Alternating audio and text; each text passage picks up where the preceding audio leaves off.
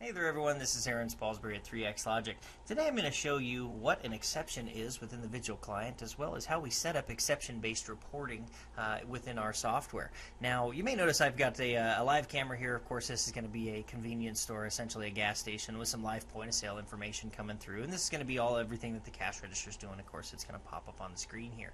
But needless to say, we want to get some reports based off of what's happening here at the store level, and this is what we call an exception.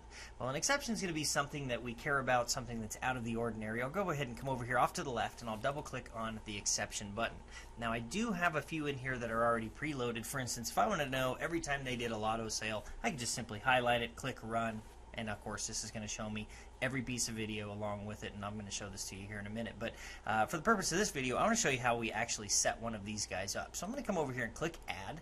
Now I want to find out, for instance, maybe every time they sell Coca-Cola products. Okay, so I'm going to call this one all Coke sales. Okay, now if I come down here under items and I simply put in the letter C, it's going to go ahead and populate all of this information, and this is what the cash register is actually sending to our machine, and this is going to be everything that contains the letter C. But that's not what I'm concerned about. I want to see the word Coke. Now, if I were to select one of these, of course, it's going to be considerably more stringent as far as the results that I get, but I want to know every Coke sale that happens, so I'm going to leave it just simply the word Coke. Of course, I'm going to leave it not in caps. Of course, you could turn case sensitivity on if you want to, etc., etc. But the end result for this is the more information or the more criteria that you put in here, the more stringent the results are going to be. For instance, if you wanted to know when this only happened, say, on register 1, register 2, so on and so forth, it's only going to give you the results from that particular register. But I want to know all of them, all Coke sales,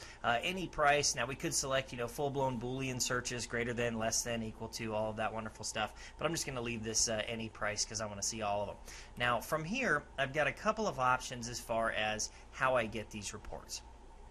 If I want to run these reports on my own, I certainly can. I can come into the software, click the button. It's going to give me all of the reports based on my time and date.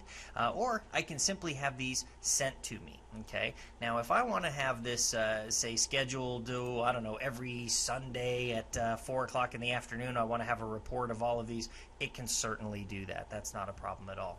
But you can do that, obviously, through emailing scheduled reports here.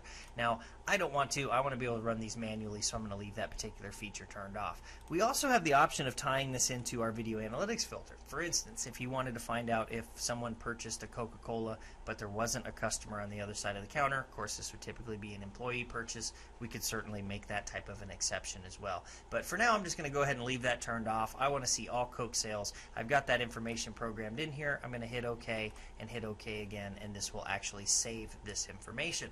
Once this is saved into the client software, I can then double click on the exception reports, and you'll notice now I have this one listed here under my description, all Coke sales. I will then go ahead and click the run button. Now this is going to jump out and it's going to grab all of that information for me and spit it back to me. Now from here I can do a couple of different things. I can either launch a thumbnail browser, which will show me each one of these independently, right? Show me each one of those little videos. Or if we want to, we can just do this basically by just coming over here and clicking view video off to the left hand side. Now once we do this, it is going to jump us directly to this piece of video. It will also give us a point of sale search on the screen here if we want to do another one or whatever we want to do. But for now, let's just go ahead and close this. We'll get this stuff out of the way so that you can see the results that we've got here. Now off to the left hand side, you will notice that I do have the cash register receipt. Of course, it's going to go ahead and highlight whenever this happened, right? Here's my Coke Classic. This was that actual sale that was taking place. As you can see here, this is the guy that's actually scanning it here off to the right. Now from here, I can do a couple different things with this point of sale window. If you're running multiple monitors, you could always grab this guy and drag it over to another monitor if you want to, or if you hover it off to the left hand side of the screen there, you'll notice it goes kind of halfway transparent. This is actually how you dock it to the left, and if I let it go, sure enough, it's going to dock it in that little window over there off to the left. Now from here, you can come in, click play, watch the video, do whatever we need to do, tag the video as you may have seen in some of the other videos that we've done.